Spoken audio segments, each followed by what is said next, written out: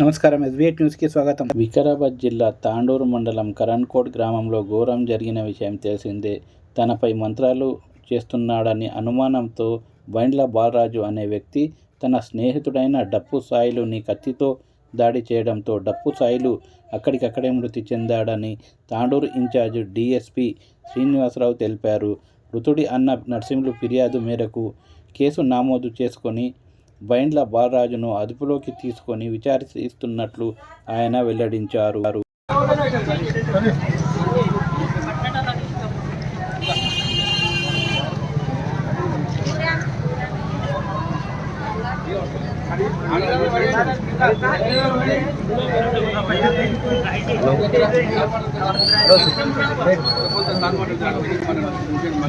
జరగండి భాయ్, మీరు జరగండి. ఏం చూస్తారు సార్? ఉంటే వాళ్ళకి వాళ్ళని కూడా అవి కొన్ని గుడకలు ఉన్నాయి. నా పిల్లలు వేస్తే అందరినీ వేస్తారు. ఈరోజు అనగా తేదీ 23/2/2026 సాయంత్రం 5 గంటల సమయంలో ఈ నేరస్తుడైన వైండ్ల బాలరాజ్ సన్నిపల్లి వెంకటప్ప 40 సంవత్సరాలు, ఇతని caste SC Madiga, Karankote village. ఇతను కత్తి తీసుకొని డప్పు సాయిలు 40 సంవత్సరాలు ఉంటుంది.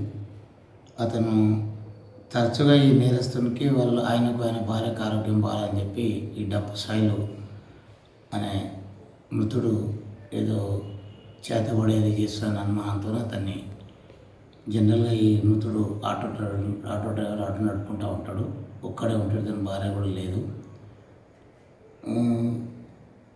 ఇతను ఆరోగ్యం బాగాలేనందుకు నేరస్తుడు నీవేదో మంత్రాలు చేస్తున్నా అనే పొందుతోనూ అతన్ని ఈరోజు సాయంత్రం 5 గంటలకు అతని కత్తితో వెనుకపాటున కొట్టడం జరిగింది తలకు. మృతుడు డప్పు సాయిలు అక్కడక్కడనే ఆ కత్తిన కొట్టిన గాయాలతో అక్కడ చనిపోవడం జరిగింది.